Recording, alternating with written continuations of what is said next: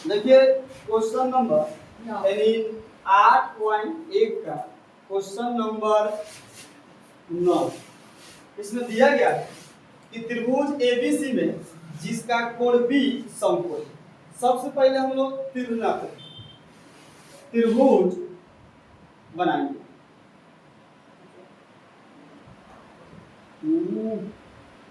ना तो ठीक है बना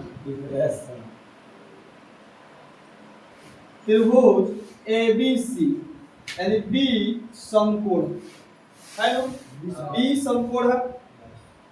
फिर बोला गया है कि यदि tan a बराबर यानी दिया है tan a बराबर 1/√3 तो इसका मान ज्ञात कीजिए। देखिए सबसे पहले यहाँ पर हम लोग देखेंगे tan a का अनुपात होता है p/b होता है, p/b।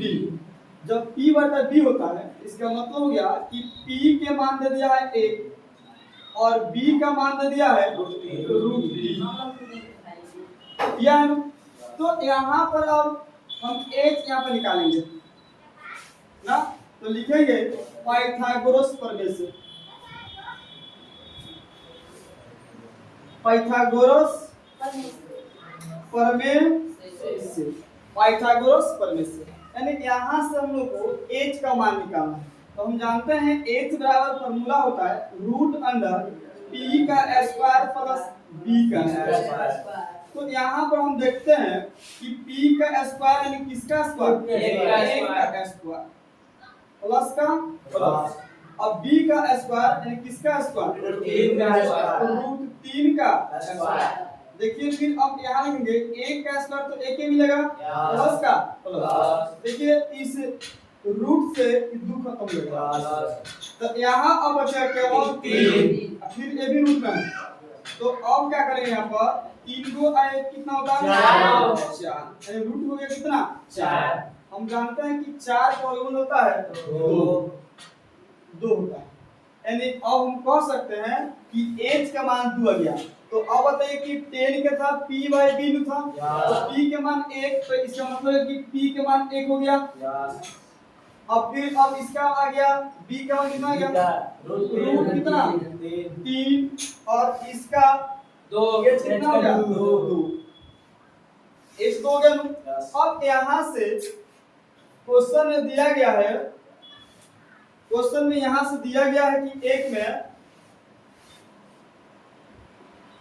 कि साइन a इंटू मतलब गुना into cos c plus cos a गुना sin c।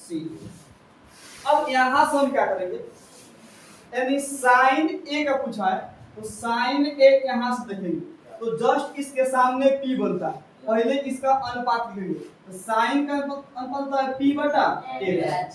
तो अब बताइए कि p/h इसका होता है, अब इसका होता है cos का b/h होता है, फिर प्लस के प्लस, और फिर यहाँ पर cos का b/h गुना का गुना देंगे, फिर अब यहाँ पर sin का होता है p/h।